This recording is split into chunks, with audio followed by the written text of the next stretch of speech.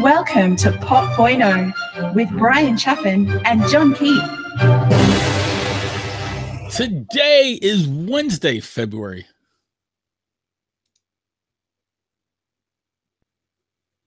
It's Wednesday in February? I agree. I had the pen. What is this, an amateur hour over here? I had the volume up on the live stream, and I thought that you would start it over. No, there's no starting over.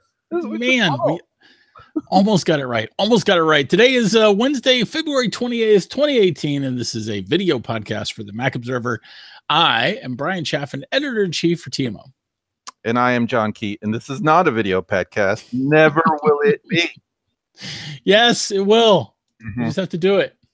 I know when it's going to be a podcast. You know when it's going to be a video podcast? You want to guess? Guess my shitty response. When you help go to the additional work that it's going to take to make that happen. That is a startlingly, scarily true statement, but that may be true, but it's not what you meant. But I had a more smart ass point, which is, hey, the same day that you have lots of useful AR programs that you're going to share with us. I think you were such a penis sometimes, man. It is early days. You have to start somewhere. I mean, why do you have to be such a dick about it?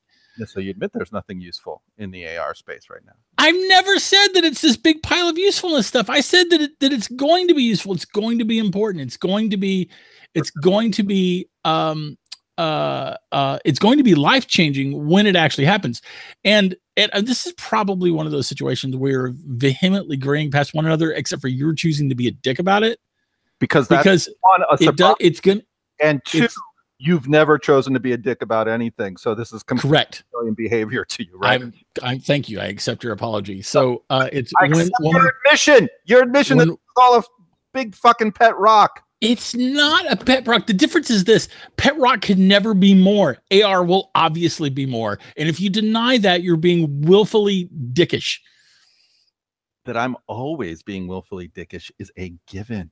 So let's So anyway, AR is really going to be a thing. AR is going to be a life-changing thing for. Okay, we got to keep backing up. There are. I'm going to look right at this camera. There are things that could be done with phones that could be life-changing for people with specific issues that they need to solve. Do you agree with this? With phones in general? Or no. Like someone. There are things that AR could do to give people information that have some kind of specific challenge that they're specifically trying to overcome. Yeah, that could be life-changing for them. Ignore that. That's not what I'm talking about. You can't go on these. It's going to be really life-changing when AR can work with first a pair of eyeglasses, then a pair of contacts, and then eventually, of course, interfacing with our visual cortex directly. But you have to start somewhere. So, mon frere, I will give you the vehement agreement on that. We are agreeing vehemently past one another in that I agree. Once you have some kind of thing that gives you real useful way of deploying AR, then we'll see. Where you're not walking around. Right. Well, that's a stupid use case. People aren't going to do it. And but this is still, John, this is still good for games. For games, maybe, but to be honest, some gaming at the very least. I found that it's even for gaming, it's a solution in search of a problem. Meaning the user interface for gaming mechanics on this for every quote unquote interesting game has been worse than just having that game not be an AR. There probably is one or two exceptions. I can't say I played all the games, and obviously for a game like Pokemon Go, it was a useful, if not brain dead simple mechanic for that game. But even in that realm, I'd say it's been a big dud. There's been no great AR game comes around and has been the halo of the industry, where it's dragged people into AR, even in the gaming world. If you look like at the Sony AR visor and all the other visors that have come out, that you must play this. This is incredible thing has not even happened in the gaming world. I'll tell you where there is a real world use for AR, but it's not with regard to a phone. It's with heads-up displays. Clearly, pilots in jet fighters and whatnot that have heads-up displays, it's super valuable. And you could imagine if the car industry were brave enough to give you a full-size windshield heads-up display where the GPS would literally give you the yellow brick road path, right, of where you have to go. That could be life-changing, but no one's been that brave. There's little heads-up displays, and even that's useful, but it's not as useful as what we're talking about, of kind of like immersive AR. So all that, actually, to your point, I said glasses, contacts, and then directly interfacing with our visual cortex. Automobile HUDs, will be first before usable glasses. You may be right on that. That's not an unreasonable speculation. I agree. So once again, we have argued vehemently past one another, and we have started on a fantastic deep ass rat hole. And so today's show topics are the following three, and we're lying. Today we will be discussing Apple and the NRA and kind of what role is it for companies to censor or not to censor stuff. Topic 2 is, will Apple kill iTunes? Topic 3 is USB-C physical connectors. Did the USB Standards Board make a mistake? And then we will end the show with show picks. So show picks, which this week will be Shoe Tech. For me, you could pick whatever you like. But no. We're both gonna talk about shoes, man. Sounds good. For reals, yo. Well, anyway, let's not get dragged into another tangent before we even get going. So, topic 1, NRA and political content blocking. There's been a lot of it. You wrote a couple of good articles with regard to the Chinese, Apple having to move encryption keys onto Chinese servers at the request of the Chinese government.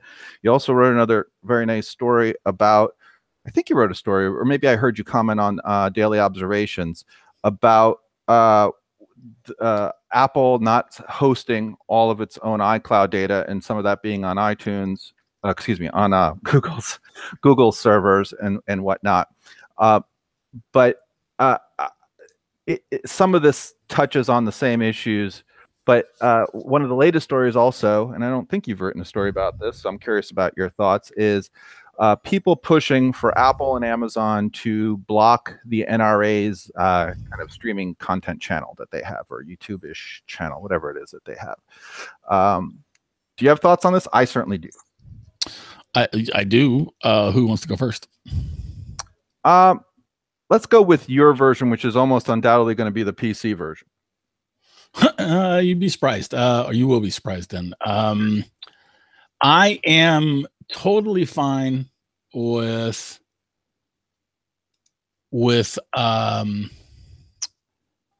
companies cutting ties with the NRA. So, like for instance, Delta and the other companies that have rolled back or discontinued discounts for NRA members because they don't want to be associated with the NRA's politics. Mm-hmm. That's fine. I do not believe that the NRA's channel should be blocked up until, I mean, they're not a terrorist organization, although many people, well, actually some people might. Some people clearly view it as that. Yeah. That's a equivalent of ISIS. That's for a point. I vehemently disagree with the NRA's politics, and I believe that their stance on gun control is just utterly divorced from any semblance of reality, logic, or data, etc. But they are a legal. They're a legal lobbying group, and if they're going to put out a channel, and they want to submit to Amazon or to Google or to Apple or to YouTube or wherever, and they are not violating the terms of service of those companies, I don't think that the content providers, i.e., Google and Amazon and YouTube and Apple, should cut them. So really, it's the terms of service that is the issue. So I think the terms of service is kind of a cop out. I think it's a fair position that you have. I just think it's a cop out position to go with that. So let me start with one. I agree with you that, you know, if some company wants to give discounts or not, it's a completely different issue. Whether you agree that, you know, discounts should be offered or not, it's different issue because free speech isn't involved. That's a commerce issue. Might be an equal protections issue or something like that, but it's not a free speech issue. So I'm going to shelve that topic as being kind of a red herring and getting us away from what is an more important topic, which is the speech part. Secondly, I think it's without question that all these companies can censor anything they want. They're, in some cases, private companies. Even if they're public companies, they're entities. In some sense, you're paying to get on there. You have to play by their rules. It's just like when you go to a movie theater, you don't have a right to do anything you want in that movie theater. You're a guest. You have a license to sit there for the amount of time. Yeah, this is a very fair point. Apple, Amazon, and Google could choose to limit their access if they wanted to. They had the legal right to do so. And they can be as discriminatory as they like. There are some exceptions, but let's just stay with kind of the broad gist of it. As a corporate entity, it's not a government or a public space where people are entitled. Yeah, there are no free speech issues involved. So there is that legal reality. Now, so I'm going to be talking more from kind of I'm a super civil rights pro civil rights person in all its forms that some people like and some people don't like that. And I'm going to try to stay away from the politics of gun rights and whatnot, because it's such an inflammatory topic, just like abortion rights and in other topics like that, that I think by getting involved in those, and those are important topics and they're worthy of discussion, perhaps on political show, but they get away from kind of what is reasonable for a tech company to do, to me, is the issue here. And so why they have every right to do so, of course, if the company only allowed you know, men to have shows, channels on there, even if it's potential, you know, because it's a company, they could do what they want. It just is kind of wrong, and not kind of, it's outright wrong to be so discriminatory. And so it becomes a question of what's a reasonable guide for these companies that a lot of times they don't want to be involved in the politics. They just want to do the right thing, kind of by the. Well, but Apple actively curates everything, right? It does, but Facebook and Google both hide behind, you know, it's all in the algorithm, you know, and it's all like there are no people involved in this, and Apple actively curates. So Apple curates, and to their credit, they've listed what their curation policies are roughly, and there's still gray areas that things fall between the cracks, and you can't blame a company every time some new gray area is discovered, right? Because people fight with that, and I think Apple genuinely tries to do the right thing. They go a little astray here and there, but they generally abide by the principle, which is we don't want porn in the app stores, we don't want malware in the app stores, gambling. Even technically, they say, look, if you want these super technical apps that like trick fuck the kernel and all that kind of stuff, we're just not going to house that stuff. It's not because it's a bad app. It's just we don't want to deal with that. Get those utilities third party direct from the supplier on your Mac, right? You can't get that from the App Store. So, Apple, generally speaking, is kind of more of a liberal company, but it's generally been clear on a high level of what goes on there. I don't know that they've been trying to curtail political speech so much. There have been instances here and there where it has. They have limited hate speech, for sure. So, well, and some governments outright don't allow it, right? You can't have hate speech that is anti-Jewish in Germany, right? It's yeah. There's a lot more stringent anti-hate speech regulations in a lot of Europe. But to me, the question becomes like, what you can't, in my opinion, you can't curtail all the speech that you don't like. There's always going to be a ton of speech you don't like. And no matter what you do, someone's not going to like what someone else says. And if you do that, you'll have no speech, right? If you're just going to that lowest common denominator of making sure no one is offended by anything, people will find some reason to be offended by everything. So that can't be the standard. And on the other hand, there was another, you start to get into the extreme area where China just banned the use of the letter N. And I thought this was a joke at first, but nope, it's for reals. Did you hear about Seriously? This? No, I missed this. So because their president wants to remove the 2-term term limits, people are afraid that he wants to be basically emperor de facto forever, right? Yeah. Kind of like Putin. Which he does. And so N in China, the letter N in China is kind of like our letter X in America is in algebra, right? It's the kind of universal variable for anything, right? And in China, N also, as that mathematical variable, is associated with the principle of infinity, right? So meaning the term is for infinity or N duration. So they've banned the letter N because it's so politicizing, right? Like it's questioning this thought process. Man, I loathe the Chinese government. Just saying.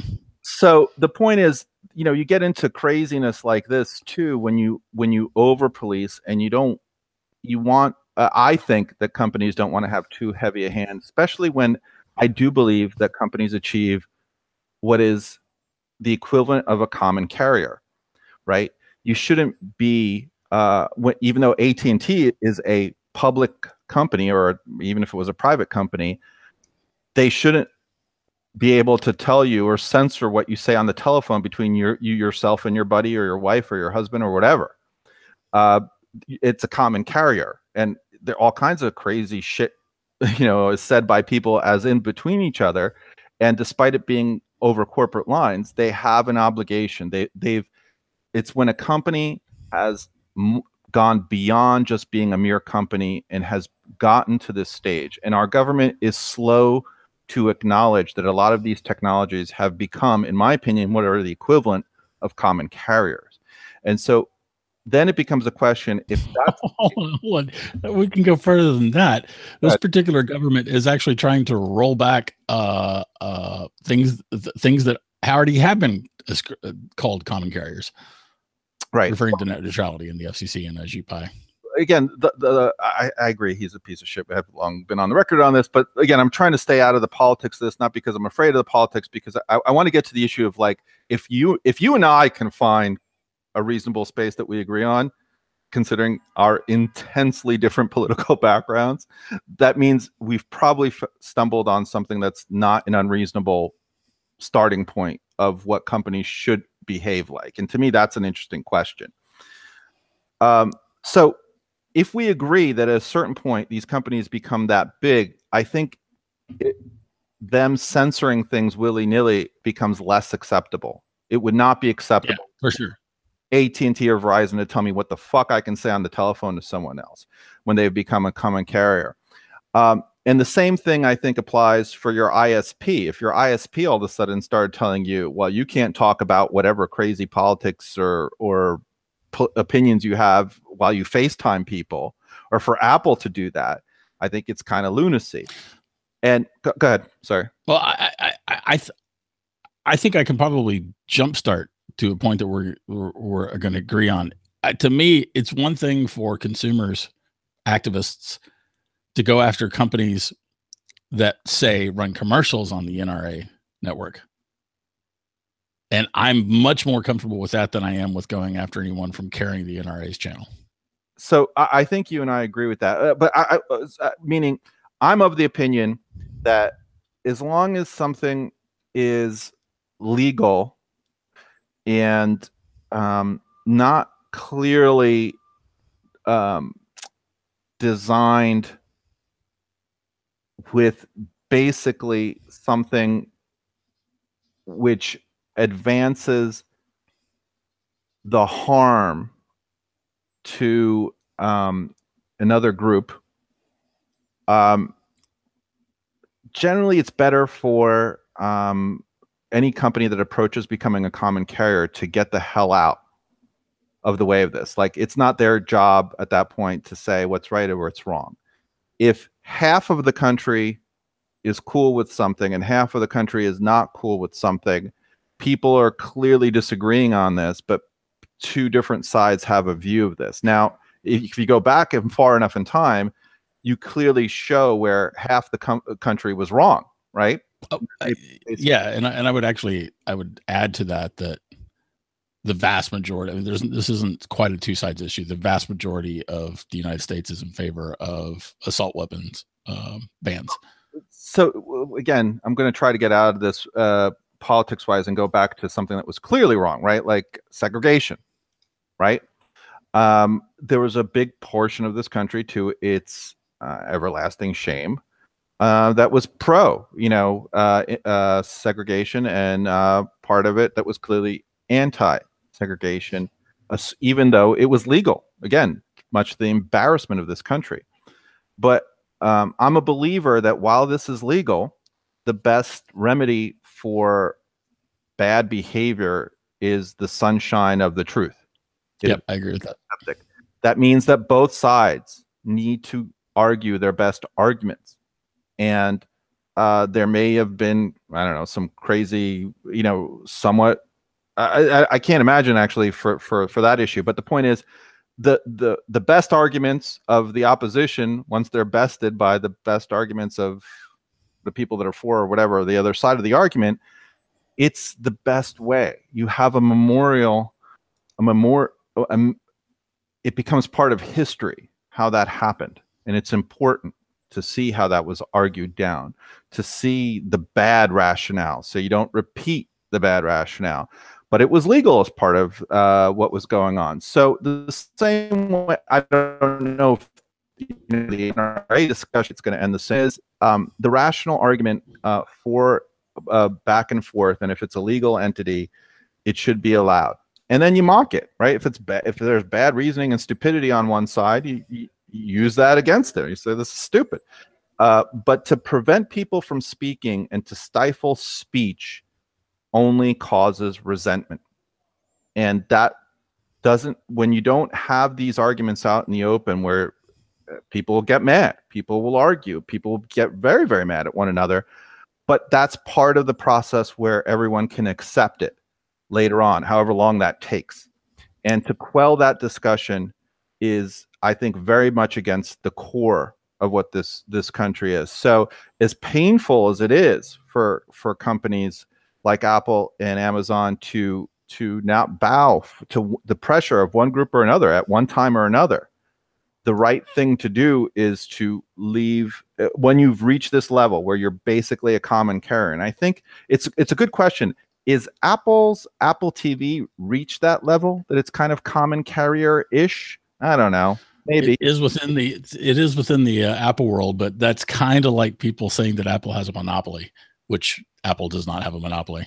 Apple has a monopoly in some spaces, but not in TV, for sure. And not in smartphones and not in computers, not in operating systems.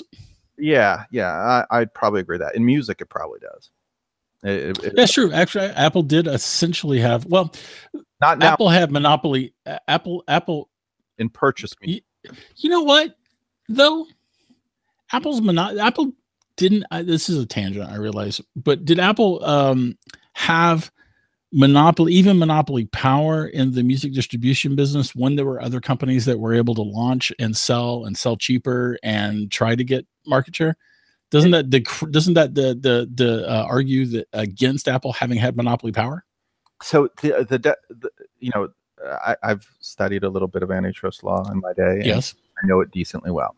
The trick fuck of antitrust law is always this definition of what the marketplace is, and how did, you know, in theory, a DOJ look at fucking Microsoft and say, no, we don't see a monopoly here, right? And the way it is if you declare what percentage of all of software does Microsoft own? Well, it owned maybe 20%. What percent of desktop operating systems did Microsoft own? 90 whatever percent, clearly monopoly. So if you define the market as desktops, you know, operating systems, it owned a clear monopoly. If it was all of software, it's not. And so each side advocates for this definition, and the definition basically tells you what the outcome is going to be in the case. So it's the same thing. What do you define the music market as? If you define it like I said, which is basically the purchase to own digital music rights, right? I mean, the only even relevant market at that point is like CDs, right? That was competing against it. If you start adding in streaming and radio and other things, I don't think Amazon was selling music online and selling CDs both. Right. I don't think market share wise, Amazon really competed with iTunes at its heyday. Like I think but they were able to enter the market, and they were able to make their own deals, and they were able to set their own pricing. But that's a different discussion. The point is, once you've achieved a certain market share threshold, assuming that everyone agrees on the relevant market, right, then you have the dangers. Meaning, as long as you're not monopoly, you can behave in all kinds of reprehensible ways. You can tie and package your stuff. You can give it away for free. You could do things that would be anti-competitive. Once you become deemed a monopoly, you can no longer behave in those anti-competitive ways. That's the difference. So, you know, before Apple's a monopoly, they could bundle stuff, give it away for free, charge almost nothing for it. It doesn't matter, because when you own a little thing, it's your market entrant, you're a go-getter. So then explain to me, under everything you just said, clearly Apple did have monopoly power at the very least in the music download business for years. For years, that's right. I think there was a period of time when it probably would have, if anyone bothered to look at it and measure the market share. And I don't know how long that lasted. Let's say it lasted 2 or 3 years, because then all of a sudden streaming became such a big deal that it was really eroding that as the #1 place for music, you know, getting your music. So then the relevant market changed, right? Yeah. Now most people are probably streaming. Oh, I don't know about most people yet. Yeah. Well, but maybe I don't. That's a rabbit hole. Don't have any data to back it up one way or another. So explain to me. And I know that we both have studied this and you know, written about it and talked about it but explain to me how the DOJ went after Apple in ebooks. It just shows you further proof of my contention that the DOJ, the subjective aspect of it, is a fucking useless agency that should be shut the fuck down, because it does more harm than good. Yeah, this is clearly a mistake, in my opinion, on case law. The idea that you have a minority entrant that sells at a higher price, usually it's predatory pricing, right? So like, let me get this straight. So if you price too low, and you're a monopoly, that's bad. If you price too high in your monopoly, that's too bad. So what is it, that magic price that you're supposed to set things to, right? Well, but the DOJ's argument was that Apple's conspiracy to set a horizontal pricing scheme raised prices for consumers. That was their argument, is that it raised prices for consumers and therefore it was anti-competitive. Right. And so this notion that they sold $3 worth of ebooks, right? They sold almost nothing, and it somehow affected, like this was a total, in my opinion, the DOJ, Amnesty International, Greenpeace, all these fucking pussy organizations that abdicate their real jobs because it's really difficult to do their real jobs, look for any time the word Apple pops up to glom their name on it, to make it look like they're fucking doing something when they're not, and push on an issue that has most times no merit. And I think this was totally one of those cases. And they got fucked by better lawyers. That's the bottom line. By the way, this myth that Apple lawyers are good is a joke. Apple has consistently had some shitty ass lawyers with some shitty ass fucking arguments, and they get ass fucked in almost every case. I mean, it goes back to the days of the look and feel thing. Whoever advanced that fucking argument is a awesome, accomplished piece of shit. And yeah, I look at from the quality of a lot of their patent filings and the way they go about this to the way they pursue their cases. It's just batshit. They went forward and advanced patents on fucking bezeled edges when they had compositing for pinch and zoom within an app. Like they had technologies that were so much stronger to advance to defend the iPhone that they didn't pursue. You look at them and you're just like, were these assholes trying to fucking lose? It's bad shit when you look at them.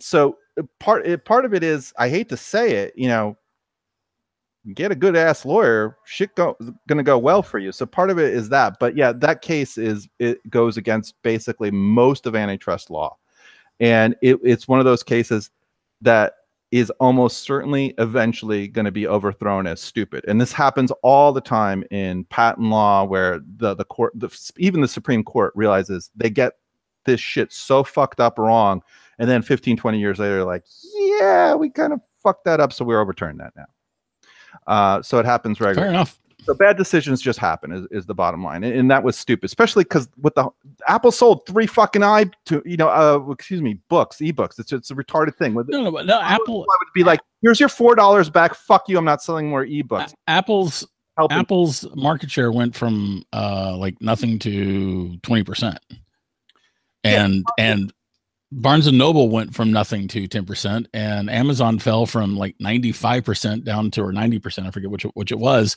down to something along the lines of 60 or 70%, right, which to me seems like a really good thing. And there was suddenly competition with experience, and there was competition in terms of shopping. There was all sorts of competition on things other than price, and I, as a consumer, like that. Yeah. So again, and that goes against every principle of kind of antitrust law, because you know, it's ludicrous for a de facto monopolist like fucking Amazon saying shit about anti-monopoly practices. Is just crazy. Is a total, like, especially if you're in the weeds and you know this area, you know IP law, you know antitrust law. It's a ludicrous, poor quality advantage, and that's all there is to it. And Rick is asking, you know, some question if he's talking about IP law, and I'm not sure what your question is. But hey, Rick, I see it. We've gotten off on the tangent. So I think we've agreed that basically that the NRA should not be banned from this, regardless of how you feel about it. To me, it goes down to the old saying of, I may disagree with what you say, but I'll fight to the death for your right to say it. And I'm a big believer in that. But I am okay with people going after corporate ties with the NRA that aren't common carrier related. Right. And when it's not a common carrier issue and a corporation wants to do a thing, they're totally within their rights. So I don't give a shit. Right. That if they want to give, you know, super discounts to one group or not to the other, and they're not a common, I just don't care. It's a bunch of noise. But I'd argue that Apple has achieved at least common carrier status. They're one of the big players in the new IPTV world. Right. It's them, Roku, kind of Netflix, and Amazon, I guess, right, are amongst the big 4 or 5 new players in the IPTV world. So for them to discriminate one way or another on kind of a political vantage seems a mistake to me. Your mileage may vary. All right, are we shocking? I was expecting a different answer from you, so you did surprise me. I figured I would, to be honest. All right. Right. Okay. So we did that, and topic number 2 was, is Apple going to, you know, Walt asked me this today, actually. He's like, he asked me, do you think they're going to get rid of iTunes? Like, it seems like they've pushed the core of there. Oh, Rick, I'm just one more thing there. How many mistakes in IP cases? They're immense, Rick. It's just the number of batshit things that have clearly been reversed as error. You have, I'll tell you an old legal joke that won't be funny to you, but will be funny to anyone that practices law. They'll get it. Two judges gone playing golf together, and they get paired on a golf outing. And the one judge, he's an appellate court judge, and he feels kind of bad when he got paired with this district court judge because he keeps overruling the district court judge on all the cases that come up to him. He says every time he overturns them. And they go out on their golf outing, and they have a great time. And at the end, he's like, you know, I was so worried when we got paired to you. I thought you'd be mad at me because I'm always overturning all your cases. And the district court judge looks at him and laughs, and he says, don't worry, I overrule you a lot more times than you overrule me. And to all you non-lawyers, I apologize, because you're like, what does that mean? And here's what it means, is the district court judge can go against the law all the time. And only a tiny portion of those cases get appealed, right? All the way up, much less all the way up to the Supreme Court or something like that. So the reality is like 90% of bad decisions can just go unchallenged. And it is what it is. And the fact that the outcome is bad is not a case of that was the right outcome. It's a case of no one wanted to fight anymore about it. And they settled. And, you know, both parties, oftentimes after there's a judgment, they'll still settle for something different than even potentially the judgment, because they'll say, well, we'll promise not to appeal, but you'll pay this, right? Versus that, and they make their own backdoor deals on it. So the number of bad decisions, not just in IP law, but in all law, is actually staggeringly bad, because not all the cases get brought up the chain on the appellate court, much less all the way up to the Supreme Court. So there's yet another rabbit hole for us. Hope that answers your question, Rick. Yeah, our wonderful judicial system at work. So what the hell was topic 2? I forget now. Topic 2 was iTunes. Right. So Walt was asking, you know, are they going to get rid of iTunes at some point? Because I thought it was a really interesting question, because it's true. A lot of the user base has been pushed off where if you don't buy music anymore, and most of your music issues are synced over the cloud, or you're getting them up off of Apple Music, where you don't even have to have an iTunes app, right? You can just run it on your phone and push it out to your HomePod or something like that. This need of a hub in the way of iTunes starts to go away. My thought is that if they want to kill iTunes, it's probably going to take them potentially 5 years, because to this day, if you want to like sync a particular photo album, shockingly, you still have to do it through iTunes, which, again, the toaster fridge analogies, every time Tim Cook says that, someone should walk by him and slap him real hard upside his face. Until iTunes is no longer used. He hasn't said it in years. Yeah, well, maybe he's listened to this podcast and felt the appropriate level of shame for saying it. I'm not holding my breath on that, by the way. Anyway, but nonetheless, there are certain features that still can only happen via iTunes. Also, for people that are security minded, I prefer to encrypt my phone backup locally. Yep. Locally, for 2 reasons. One, I just don't want it up in the cloud. And yep.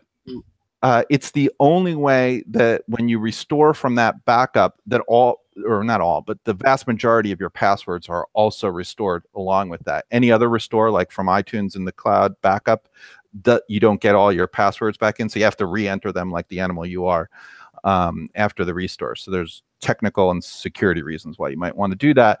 But yeah, you know, Apple hates my music. It's one of the big reasons I don't get iTunes music service, is because it's still, I've seen reports where when you do that, it obliterates portions of people's carefully curated actual music and replaces it with shitty DRM music when they didn't want that to happen. And I'm not going to risk that. I'm just not. And I would like to get that service otherwise, because I think it's a nice discovery tool where I would discover things and still buy the tracks that I like that I discover, but there's no way I'm risking my data. with that. But I think Apple so doesn't like our data. The way they treat our data is so shitty that that there is a chance that they could get rid of iTunes. What do you think? I think iTunes could be, instead of getting what we want, which is having them split iTunes into 4 or 5 different cool, cogent applications that do their things well. I think Apple might do what they did with Aperture and say, you know what? Since this sucks so much, fuck you. Now you get nothing. I think, John, I think that Apple could decide at some point that Apple Music is the only thing that it cares about when it comes to music. That's possible. And you don't need iTunes for that. For Apple Music? Yeah. You do it in your Mac. Why? You could have a specialized app that just deals with, you know. Oh, no. You don't. Yeah, you need it today with what exists. But yeah, Apple could just make a dedicated Apple Music app. Apple should make a dedicated Apple Music app. And considering that they're going to be doing this marzipan shit where you'll be able to use an iPad or an iTunes app on your Mac, they're going to say, well, we don't even need to do that anymore. Here you go, you fucking animals. You can just deal with it like this and you don't get anything. Fuck you. Yeah, that's possible too. I do wonder how long. I think that Apple would prefer that we all manage our iOS devices over the through iCloud. I don't like that. Because iCloud is a fucking shit ball of shit. Well, yeah, but I wonder this, John, is it not possible that there are enough people, to wit, government entities, for instance, that have security requirements that mean that Apple is going to have a very, very good reason to want to maintain this, despite the above and beyond the fact that some of us, the users, want it. I don't fully understand your question. Meaning that they want what? That the government wants us to only have data in the cloud that they can constantly snoop on, and they'll force Apple to make that world a reality? Well, no, that force Apple to keep that being the reality. Yeah, all right, but I mean that's fine for those that want to do that, but it's a different thing to say that we're also going to get rid of all local data, you know? Which is I could see Apple preferring that we do that and forcing us down that path. Not anytime soon, though. That's a pretty radical departure. I think Apple would get a lot of pushback on that, and not just from government entities, you know, and companies and for instance, law firms that don't allow backups to be stored in the cloud. Medical profession, you know, especially as Apple makes its way into the medical industry. So. I don't think that this is going to happen anytime soon, John, but it is something I think that could eventually happen. I just it's hard for me to see the shape that it would take, you know? Yeah. So Rick also, you know, was making a point that, you know, how many people are actually ripping music these days? I don't think many. And I think maybe I misread, not very many at all. Misremembering this, that like, they're going to stop producing CDs soon, right? Because really, the CD sales have been going up again. Have they? Yeah, that's interesting. Yeah. That's interesting. So maybe I misremember or I mean, you know, they're still smaller than they used to be back in the day, but I don't know. I mean, the cassettes are still a thing, you know. I mean, LPs are still a thing, so CDs aren't going to go away. So, but you know. I'll get on my dead horse and beat it some more with regard to the cloud is a fucking lie, in that here's another device that has become useless, the original Apple TV. Apple has just decided to go tell everyone, go fuck yourselves. You can't use your original Apple TV anymore with their services, and it makes no sense because Apple still sells standard definition videos and movies and stuff. So it's almost spiteful the way they stopped supporting this. I get when, you know, if they go to the point where we no longer even sell SD quality or something like that, that maybe there's a reason for it. But all these folks that are, not only is Apple, you know, violently trying to kill my data constantly, iCloud, but on top of it, what these folks don't get is all those carefully crafted playlists that they worked on for years. When a service dies, it just dies with that. You're not getting that data out. It's going to be gone. Whereas all the shit that I have on my own device, that is its own device, will continue to work. And anyway, I'm being an old fart for that. To Rick's point is, I don't think many people are ripping their own music. I don't think many people are owning their own music. I think all these folks have never experienced being zoomed enough. And so I think they trust Apple not to Zoom them. Well, yeah, the original Apple TV owners, beg to differ. Anyway, so I'm going down another rabbit hole. But the question is, will they get rid of it? And I suspect, unfortunately, the answer is no. If I had to guess, and you put a gun to my head to guess right, like if I'm wrong, you're going to kill me, I guess it's going away. iTunes someday is going away, and it might be someday. I agree, it's not tomorrow, but I think it could be inside of 5 years. It's gone, and yeah, it could, and it won't. And whatever we get to replace it will not replace it in all entirely. Yep. Yep. Yeah. The question. I'm not going to argue vigorously against that. I'm pretty much in agreement. And I tell you, I'm going to repeat something I said earlier, and the reason why I'm repeating it's because I can't work through it yet, and so repeating is the way I help try to work through things. I can't see yet where the shape of what Apple would take us to, and therefore can't wrap my head around what kind of time frame, or I just don't know what the end product is going to look like, or even the transition in product is going to look like. And because of that, I don't know. I don't know when or if. Yeah, I guess time will tell. But things are. I don't know if things are going to get shittier before they get better or what. Anyway, that's enough of that depression. Again, I was more on that topic, but weirdly, we're in agreement, roughly. All right. Well, you'll definitely disagree with me on this. Good. USB-C. Hold on. me. Okay, I'm ready. Go ahead. The USB standards board sucks and picked the wrong fucking port type when they chose USB-C. Oh, no, I agree with that. Oh, fucker. Get out of here. Fuck. And I'll throw in that Apple ditching MagSafe for USB-C was just the most ridiculous decision. It's one of the few times that Apple had ditched something when I have thought it was a huge mistake. So I'm gonna try and switch to my screen here, please. Yeah, you're gonna show everybody my contact information. First thing for a good time, call Bryan. Here we go. Let's hope this works. All right, what you see on my desktop is my iPhone X sandwiched atop of my Nintendo Wii, and what you can see is the relative fuzzy port sizes. So this is the Lightning connector, which is the connector. A great connector, in my opinion.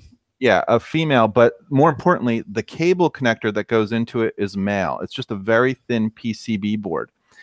And what you see here below is the USB-C connector. And what you could see is the connector itself is male. There's a little PC board right there. Probably doesn't show up too well, but inside that little square is a male USB-C board. So your cables are female, which means by design, they have to be larger.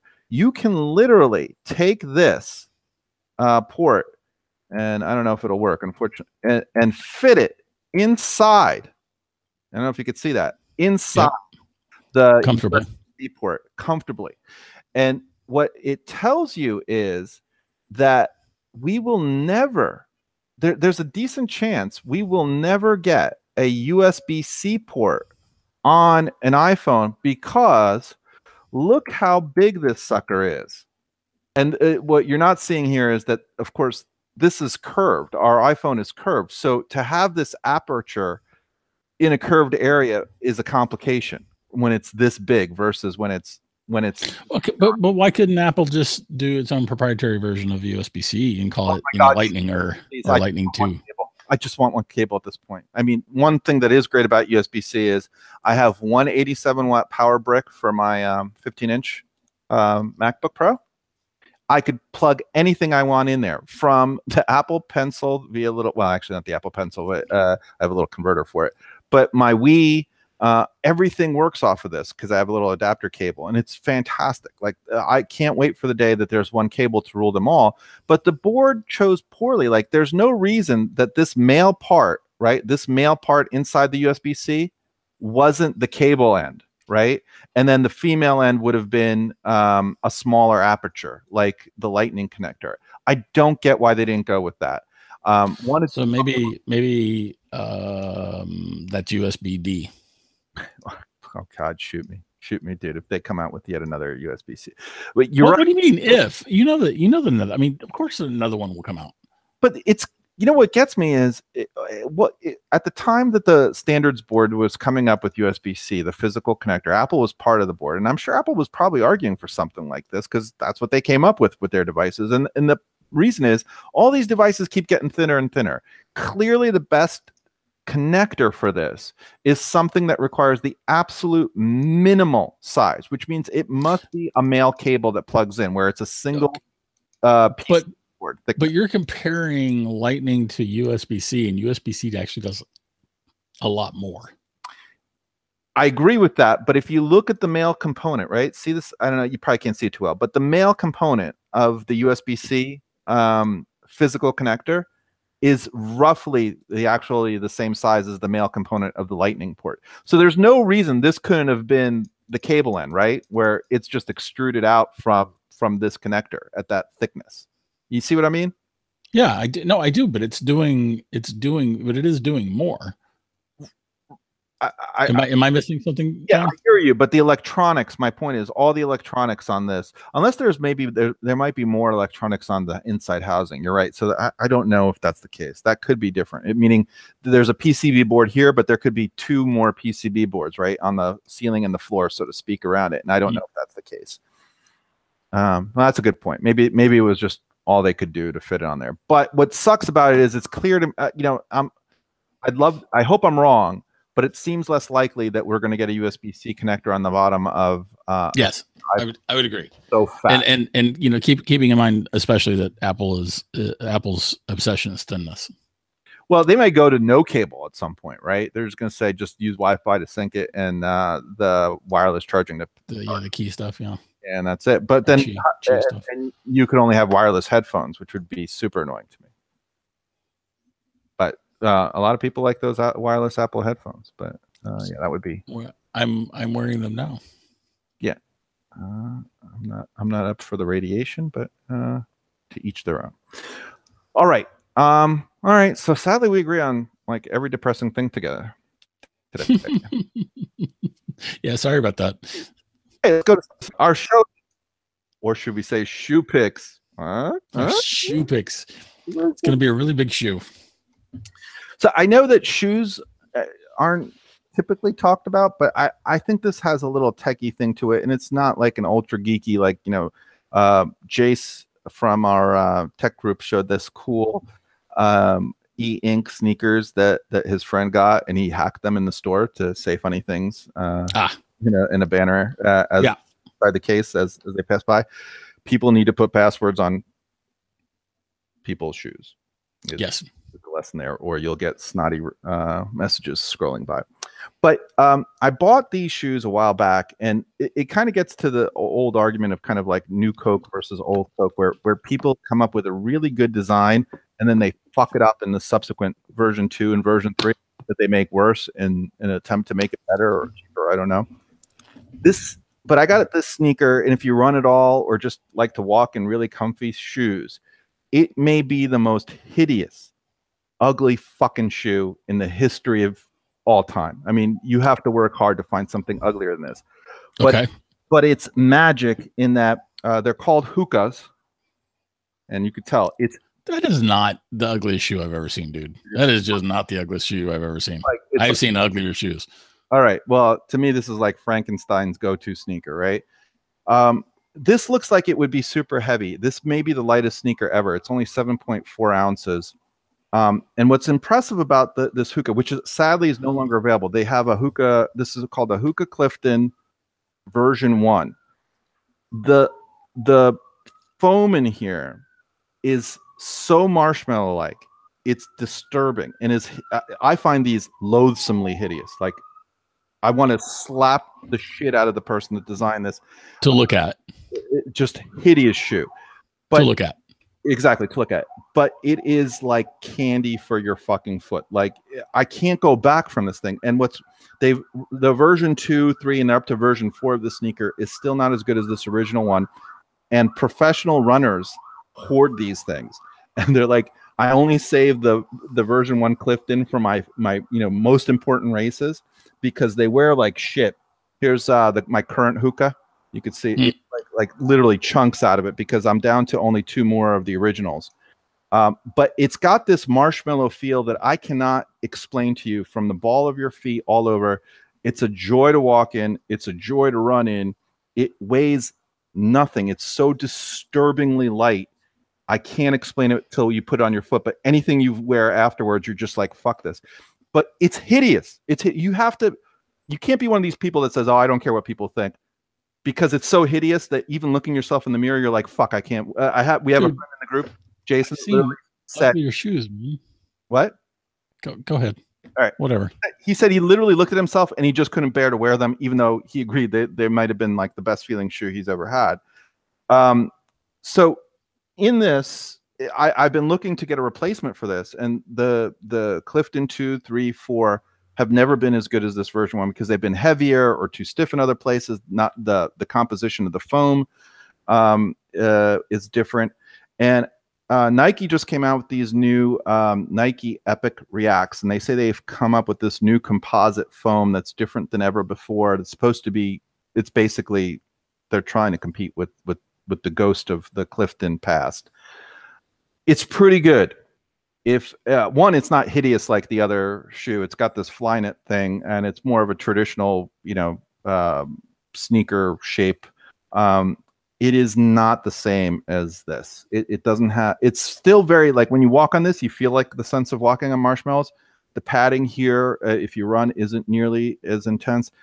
The padding here is interesting on the ball. You can see it extends out from it. So if you're a heel runner, there's a bit of extra cushion while running. You don't feel it while you're walking as much as you do on the Clifton. Because the Clifton, nothing compares to this thing. When this thing is fucking new, it's lunatic what this shoe is. Again, it's beyond hideous, but it's. Let me put it this way: once I wear out the last of my Cliftons, this would probably be my go-to shoe, because it's on par with the new Clifton, the Clifton version 4. But it's not nearly as hideous as the Cliftons, So, and they have these in funky colors and in boring colors like I have here. So why doesn't this company just re-release these shoes if everybody's all keen on them?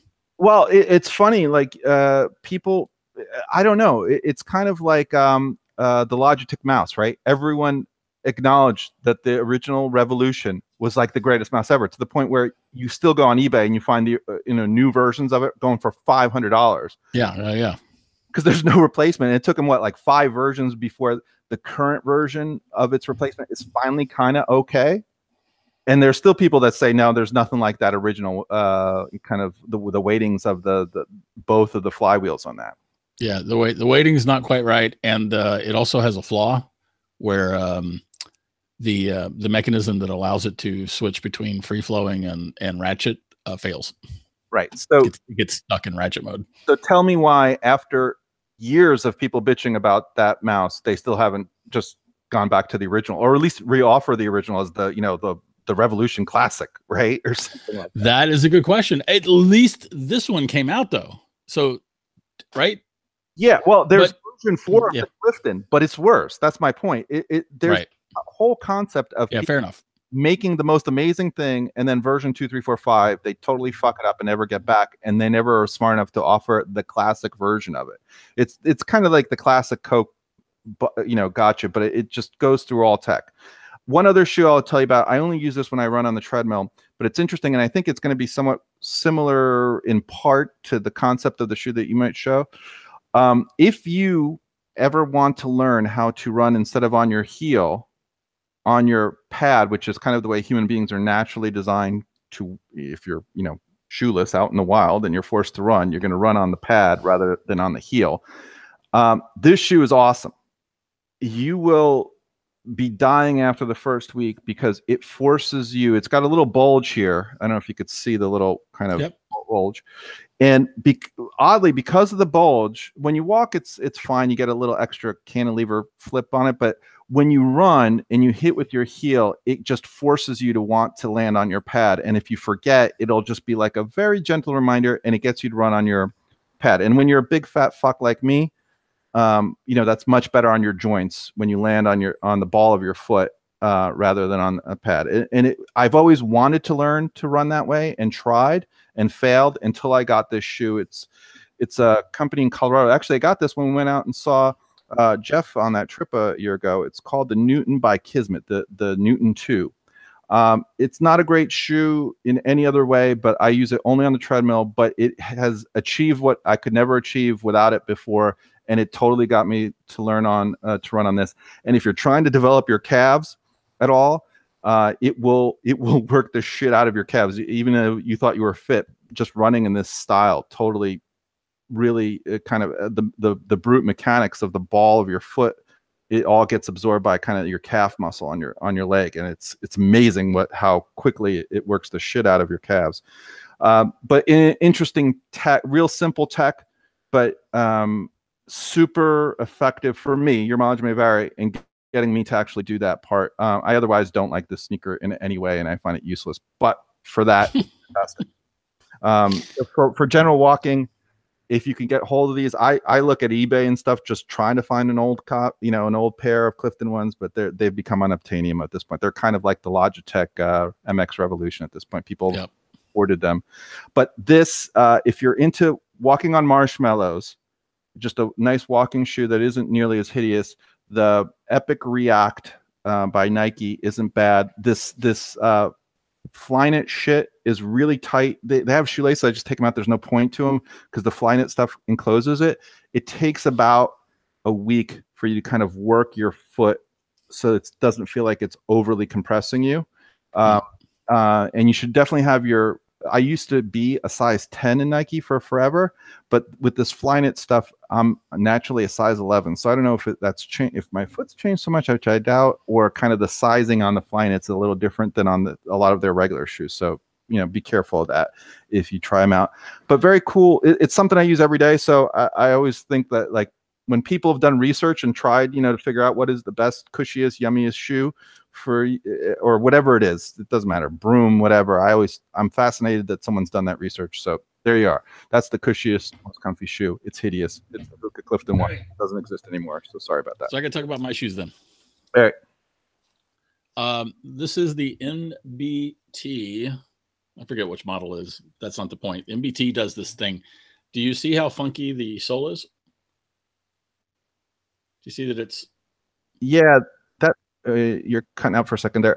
Yeah, it's kind of got like a bow. It instead of by the ball of the feet, like those Colorado sneaks, it's on the bottom. So it's like cantilevered at the bottom. Yeah, it's not even cantilevered. Walking on them is almost like walking on water, and what it actually is like walking on sand, at least according to what they say. So supposedly this company, and it's changed hands since then, but supposedly this company went to study how the Maasai tribe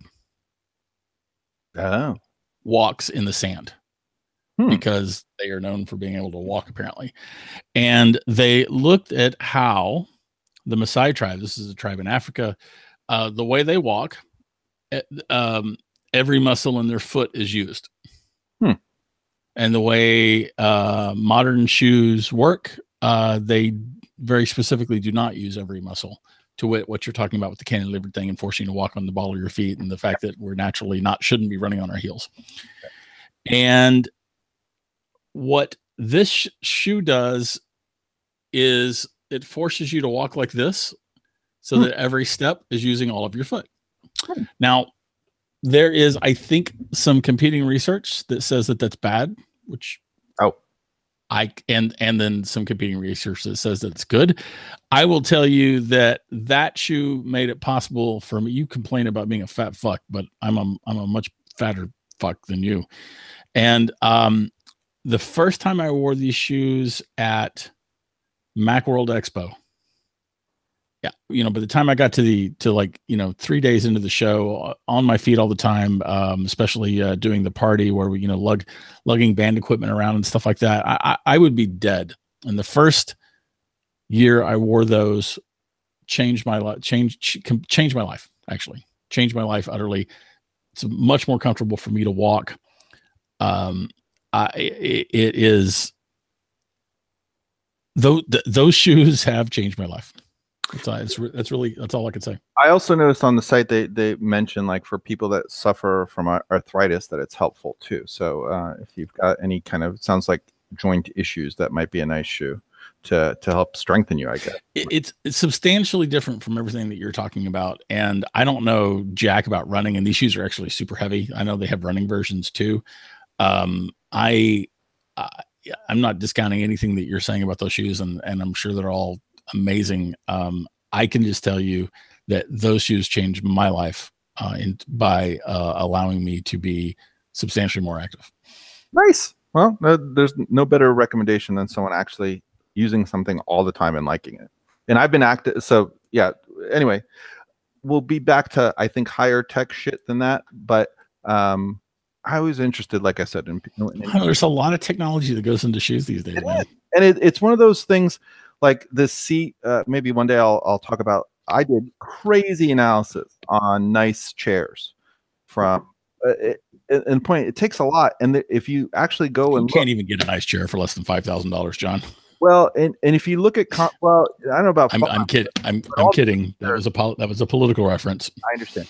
All the actual good chairs, like, that are decently well reviewed by at least some people, are about $600 up, right? Depending upon how fancy accoutrements you get for them. But like a basic Aeron chair with de minimis features on them is 600-ish, kind of like on sale.